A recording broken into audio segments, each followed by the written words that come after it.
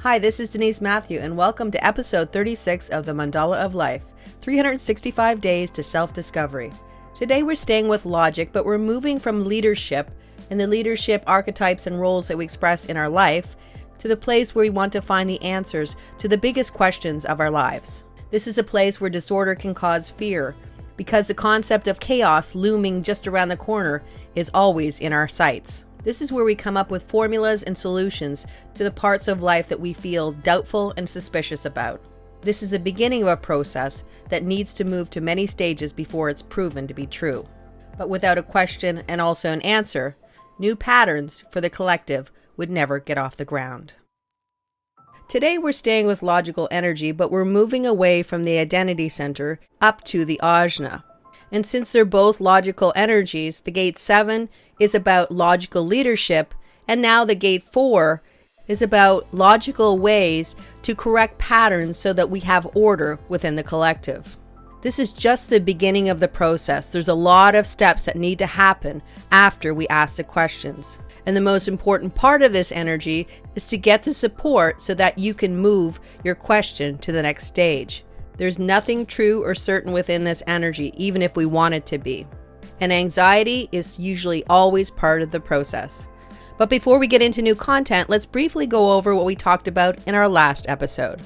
In our last episode, we talked about the gate 7 and how it's half of the channel 31-7, which talks about logical leadership. This is the energy that propels the influential leadership to the forefront. This might be considered the power behind the throne.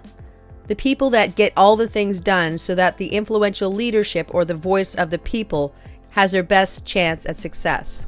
This is also a very special gate in that it's called a role gate as well, which talks to the archetype of leadership styles that all profiles and also the lines of each gate 7 take on.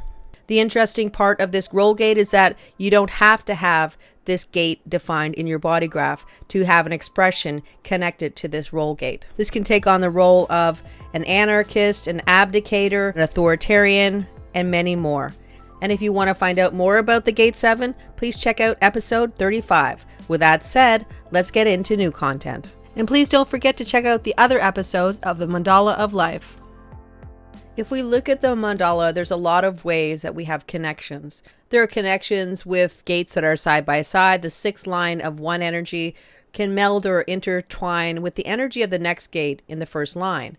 We also have an opposition where a gate is opposite the other. And of course, the last way that they can be connected is, as we all know, in a body graph where we have a full channel. So what happens is when we have energy or a planet that is transiting a specific gate, the harmonic to that gate is also affected. This mainly just happens with the bigger planets, and those would be Neptune, Uranus, and also Pluto. Because their rotation is so long, Pluto, for instance, is 256 years before it returns to the same gate. What happens is when we have an energy of a big planet transiting a specific gate for a long while, it in some way shifts or changes the energy of that gate. So you could say that the energy of the gate 63 was mutated or shifted or changed in some way when Neptune transited it. Now, while we won't exactly know how that's going to show up, we can have some ideas of what it's going to look like. But ultimately, if one energy is changed, theoretically, the other energy or the harmonic is also changed. Here it would be the gate 4. So we could say that when Neptune transited the gate 63, we had new suspicions or new doubts about the patterns or the logic of the world. And by that premise, we would say that we had new solutions, new formulas, new questions, and also new answers from the gate 4. And then if you add in the chaos of 2020, even in the beginning, we then have a recipe for the collective to search for answers to get the patterns online. And these would be new patterns. So we could say that there's been a lot of pressure to get the right pattern, to find the right solution or the formula that we can take into the future that will change the patterns that we have right now. And when you add in COVID, a world event where everybody had the rug pulled out from underneath them, then we have this pressure that really speaks to getting the answers that we need. And when there's pressure, there's always going to be a potential to get an answer. But whether the answer is true is not always going to be the case. This is the second gate of the quarter of duality, where purpose is fulfilled through bonding. The gate 4 is half of the channel 63-4. It's called the channel of logic, but also the design of mental ease mixed with doubt. So what happens is we have a doubt or suspicion, then we try and come up with an answer that will alleviate that fear. And the nature of an answer is that it hasn't been proven, especially with logic. Logic is something that we always need to have a lot of testing, a lot of experimenting with, and a lot of data to support the idea that it actually does work. This is just the beginning of the process. So we go from the 63 to the 4, then we move across the ajna into the 17 and the 62. So the 17 would be the place where we're having a hypothesis, or we're starting to think, okay, how can we make this formula come into an actual experiment? The gate 62 is looking for the details of what will be important to make this experiment work. And then it's about speaking about this new way of being, or this new pattern that we're actually going to predict to go into the future. And since we know it's in the head, between the head and ajna, this energy is going to have a lot of pressure. The gate 63 is the fuel, or the pressure to get the answer. The head center and also the root center are both pressure centers. And the ajna is an awareness center. So we know that there is at some point going to be an awareness about exactly what's happening. But sometimes we want the certainty. Many times we want the certainty, especially if you have an open head center or an open ajna, you want the certainty even more. So this is saying that we could easily just be giving any type of answer, any type of solution, any type of formula, just to say that it's going to be something that is potential. But we never really know until we get to the next process. And ultimately, we never get to the next process unless other people understand exactly where we're going with it and what we want to do. This channel naturally comes with this level of suspicion, which makes a lot of sense because we need patterns that are going to be stable for the future of humanity. If we have things breaking down and it's not actually working the way it was intended to, then there's a lot of potential that things will go wrong. And that's why there's always going to be a lot of critical thinking and this concept that we really need to go through all the tests and experiments to come up with the proper solution.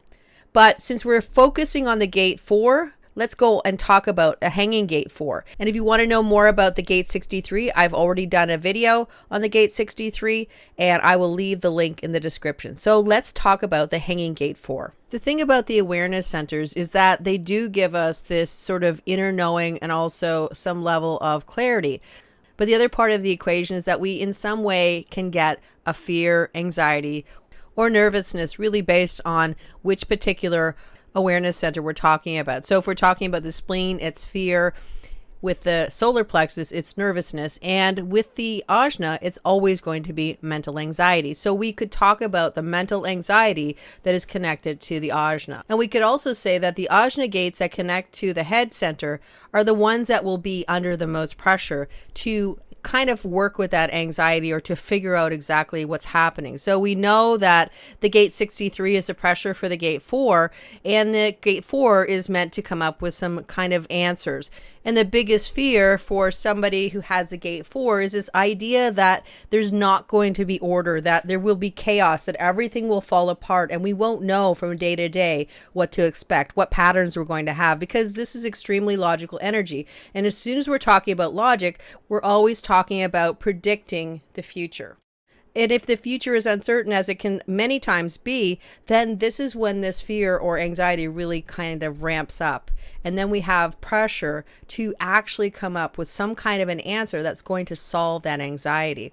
This mental anxiety is something that we can sort of get hooked into so much that it's kind of a loop of anxiety that continues, and we get this mental stress. And I think nobody has felt as much mental stress as a collective has felt for the last few years, and it's been in all different ways. We had the gate 61, which continues to be transited by Pluto, and also, like I said, the gate 63. So we have a lot of mental anxiety and a lot of mental stress to figure out what exactly is going to happen in the future. And when we don't have the right answers, then that's when we start to kind of look for the answers anywhere we can find them. That means that we can actually be relying on people who are just giving answers because that might make us feel good in the moment. But the key with this energy is to always know that the answers will come with time. Awareness comes with time. It is not something that we can snap our fingers and make happen. And no amount of mental stress can ever make the right answers come to us. In fact, that probably pushes the answers away because we are not actually open to the clarity that we might get, which talks to this concept that it's important for us to disentangle from the mental construct of all the things that we are worried that are going to happen or not happen in our lives. How do we do that? Well, the only way we can really do that is to actually do something physically where our mind is being pulled away from this deep pondering and deep thought about what might or might not happen.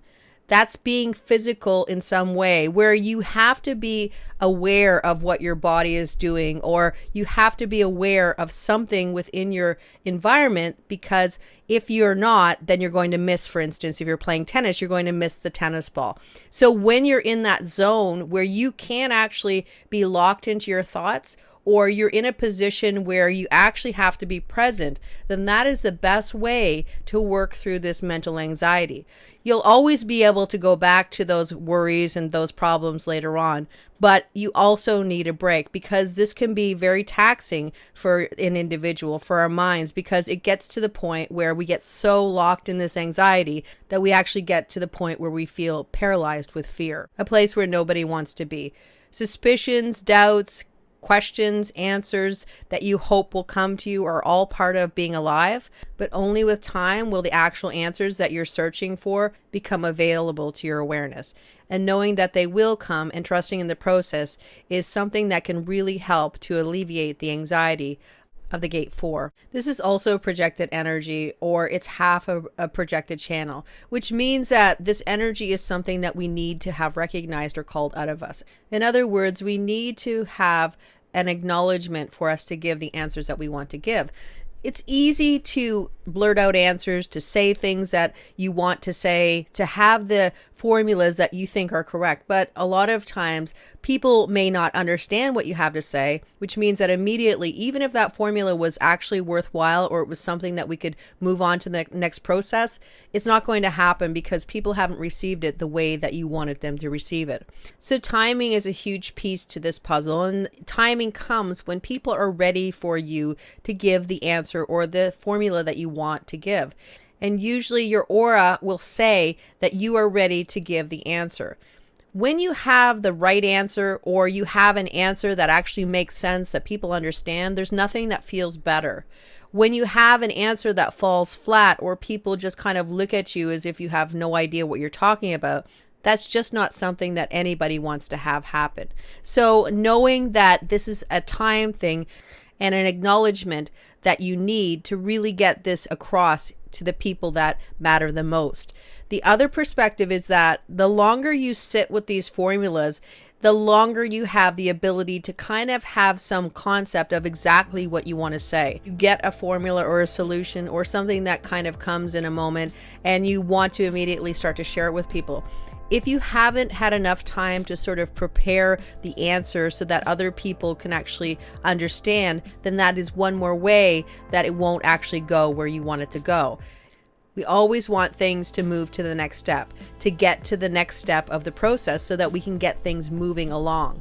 There's also potential to actually say that you know something or you have the answer to something, even if that's not quite true, because there's this immediate kind of blurting out of, yeah, I know how to do that. And then somebody can call you out and say, okay, show me how to, but you don't actually know how to do it. That's another way that this energy for an answer can go in a way that you don't want it to go. When you have the gate 4, you could be somebody who loves to do puzzles, to figure things out, to see the patterns in life. And since it's logic, there could be a love of research or anything that has a lot of details and logic attached to it. And because of the nature of this energy, it's very easy to want to blurt out an answer, to say, I know, to actually come up with the solution. But if you can do anything, it's to hold back, to pause, to wait. And when you wait, then it actually becomes something that is more formed, more realized, and usually it will hit its mark.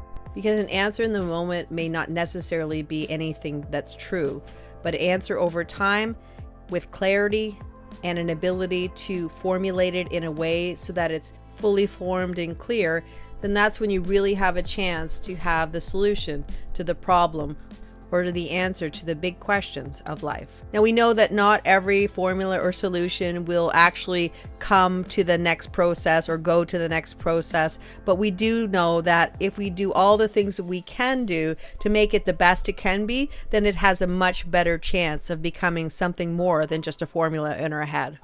And when we waited for the clarity and the time that we're acknowledged for the answers that we have to give and the formulas that might relieve our suspicion for the future, Mandala turns again.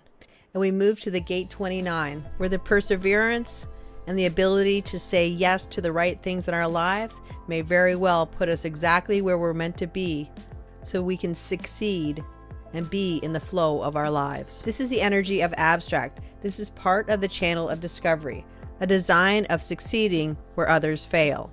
This is where we say yes to the right opportunities for our lives.